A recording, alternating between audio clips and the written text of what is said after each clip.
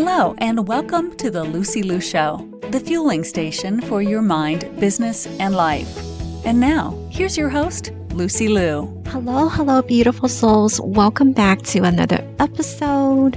I hope you're beginning your day with love in your hearts and ever smiled and shining like the sun so you can inspire someone. Today on the show, I have someone who inspires me. She is the Chief Fun Advisor and Catalyst for Joy, international speaker, best-selling author, and business advisor, Mary D. In 2018, Mary healed from breast cancer holistically, and she helps those on their own journey to move mountains. She's here to share her painful story and how she transformed her life and turned those pain into purpose. Let's welcome Mary. Thank you for being on the show, Mary. Absolutely. Such a pleasure to be here, Lucy. I've heard you speak and you are absolutely amazing. And I know you're all about turning pain into purpose. So can you tell us about the time in your life when you went through pain? Absolutely. So my signature story that I like to share with people has to do with about 3 years ago when I was going through breast cancer. You know, I'm a young breast cancer survivor. I was 40 when I was diagnosed. And that journey alone is already a big thing to deal with because you're struggling with the thoughts of, am I dying tomorrow or am I actually going to get to see my life play out in a bigger way? And I don't know anyone that wants to, dive into the grave ever so quickly, especially when they feel like they have so much more life ahead of them. So while I was going through breast cancer, I was actually served with a lawsuit 2 weeks after I got out of surgery. And this lawsuit was big enough that unfortunately, it was a government lawsuit. And if you've ever been in a fun dance with the government, they actually have the ability to tie up your bank account, to tie up your finances, and tie up your life in a way that just really straps you financially.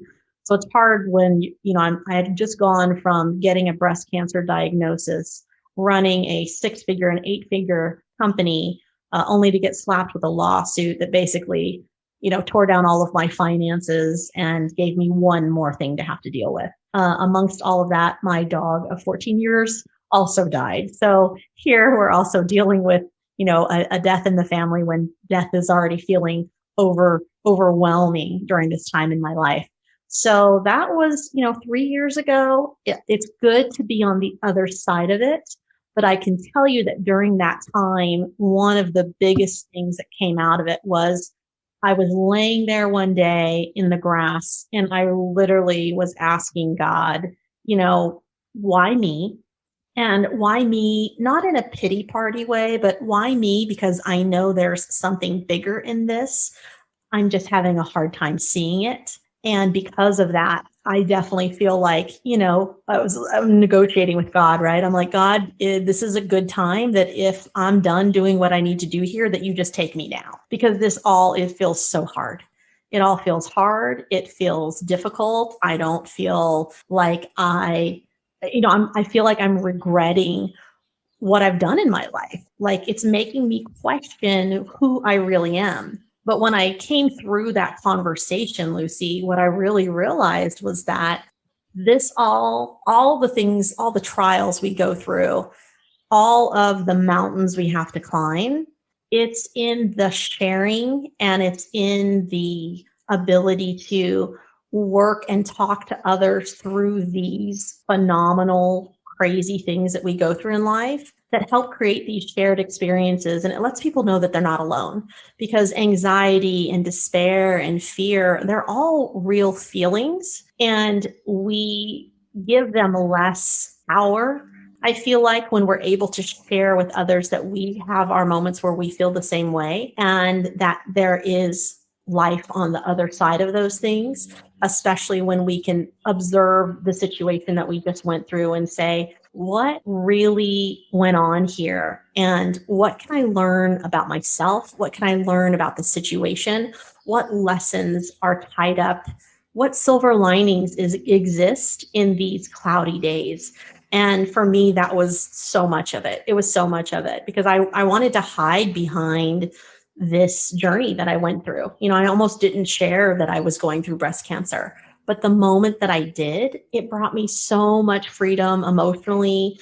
It really released that burden from me having to carry it by myself. And I often say, how many things are the rest of us carrying? And it may not be breast cancer, but whatever shame or guilt or XYZ, name the thing. What are we carrying that we feel we can't share because we're wearing this mask of, I have to be strong enough to get through this by myself, or even saying, this is something I have to do on my own. When truly we're all built for connection, and there's a reason that we're made in a community. There's a reason there's community pressure to do a thing, and it's always been that way. Even when it was just Adam and Eve, they were their own community, so they still had to deal with their own pressure.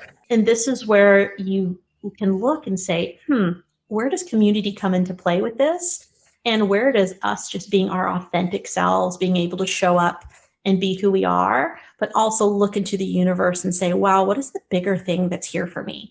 What am I supposed to share? What am I supposed to do? What is that domino that I'm supposed to hit every day that's going to create that ripple effect in the universe in a beautiful way? And all these wonderful, crazy, beautiful things came out of my very painful experience.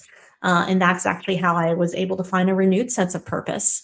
It was in understanding that all these things happen for a reason, and I can find what they are by sharing them with other people and letting people know they're not alone, and letting people know that there's hope. There's hope. And sometimes our purpose is really wrapped up in helping share what we've been through to encourage someone else. What were the best resources that helped you along the way to be strong? Great question. The best resources I can say were, number one, my faith. So a unwavering faith in the fact that I knew that God had a bigger purpose for me. That was definitely one of them.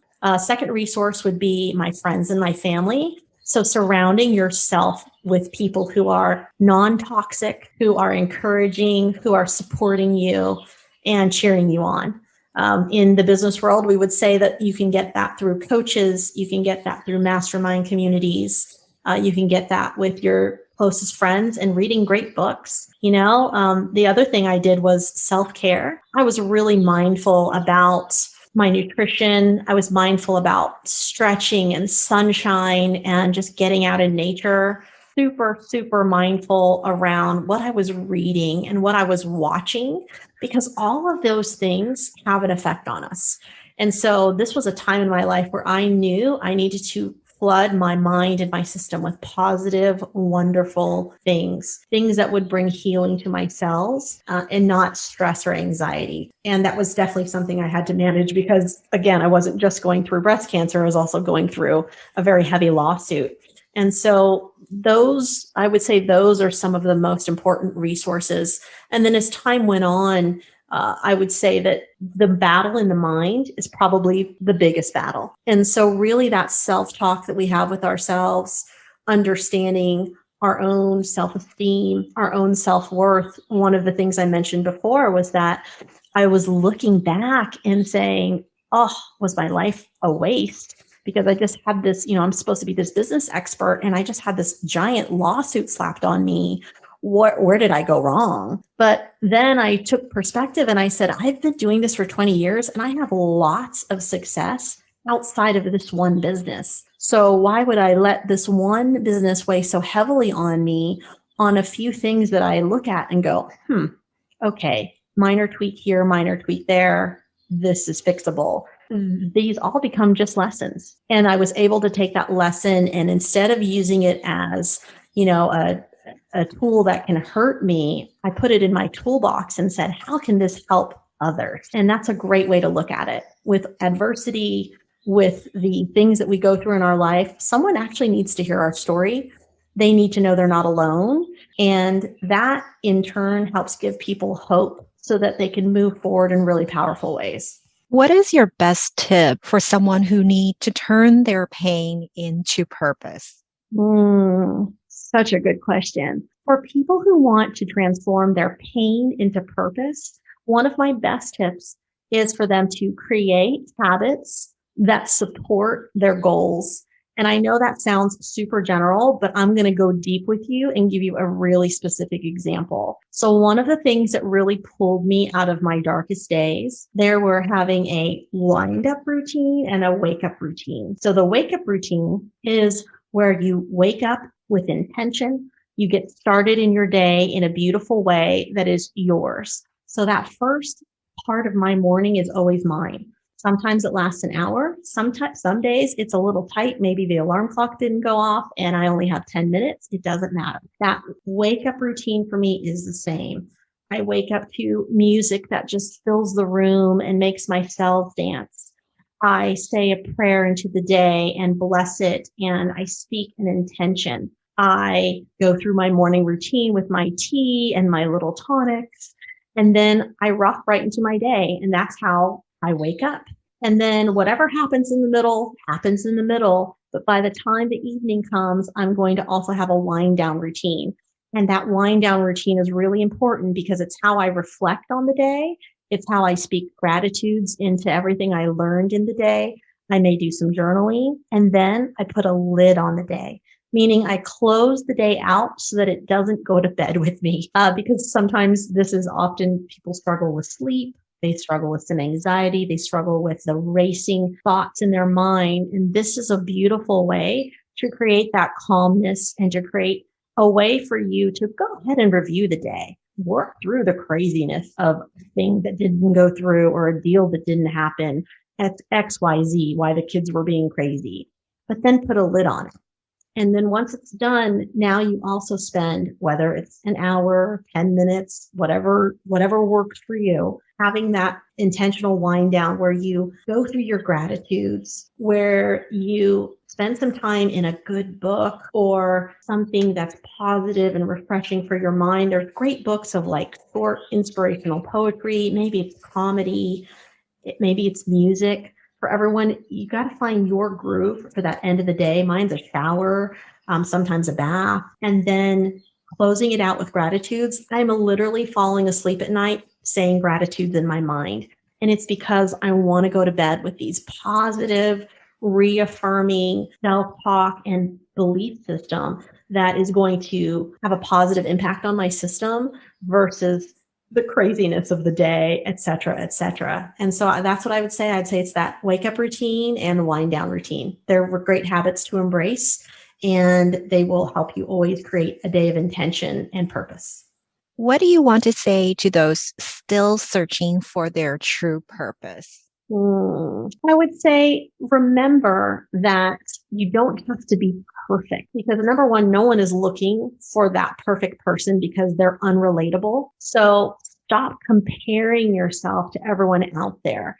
If I wake up every day and I compare myself to Oprah, I'm going to feel a little defeated because she seems larger than life, because that's her impact and purpose she's living. And that's where she's filling the need where she's been called in her life. For me, my calling is going to be different. It's going to be different if you're a mom, because part of your purpose is going to be in the influence you have on your children and what you're doing to be the best mom you can be. If I'm not a mother, then that's not going to be the same thing for me. Like, we're not on the same page because our purpose is different. And understanding too that purpose is not one thing. It's not necessarily just one thing we have to do in life. Sometimes our purpose is in the small things. It's in being part of the volunteer group that helps feed the homeless on Thanksgiving, or it's being a good neighbor because your neighbor needs a cup of sugar. I think people get wild about purpose sometimes. They think it has to be some big rock, they built a rocket ship. But that's not always the case. And our purpose will adjust over time, and it'll adjust in different areas of our life. We just have to be open to answering the call and identifying what those things are so that we can really lean in and start to say, wow, where can I feel purposeful and intentional in these areas of my life? And by creating habits around them, that's where they show up. It's kind of like motivation, Lucy. People want to, if you sit on your couch every day waiting to get motivated, you're probably going to sit on that couch a long time. versus someone who says, you know what, I am going to get up off this couch and I'm going to do the things that I need to do in life. And then I'm going to feel motivated because I'm seeing action in motion and I'm seeing things happen. And that is where I would say that it's the same thing with purpose. You've got to lean into it and just go for it. Thank you for your wisdom. I love that. We all love Oprah, but yes, Oprah's job is taken. Be you. That's right. So, what's your favorite quote that you go by? Ooh, life is 10% what happens to you and 90% how you respond to it. My favorite one, Lucy. I love it. I absolutely love it. Thank you for all your wisdom. And how can our listeners connect with you? They can do that by going to my website at www.maryd.com. That's just my name spelled out, MARYDEE.com. And I've got great resources for them there. And for anyone that wants to join our 5-day purpose challenge, they can check that out and grab that for free. Thank you. Thanks for having me on the show, Lucy. Appreciate you. To all the beautiful souls listening, thank you for joining me on this episode of The Lucy Liu Show. When I'm not podcasting, I am coaching high-achieving women in life transitions, getting unstuck, kissing overwhelm goodbye, and living a more joyful and fulfilled life through strategic goal setting and mindset transformation. It would mean the world to me if you subscribe, rate, or share this with a friend. And don't forget to join me for the next episode. Remember, there is always a way and more blessings are coming your way. For free resources and show notes, head over to LucyLuCoaching.com.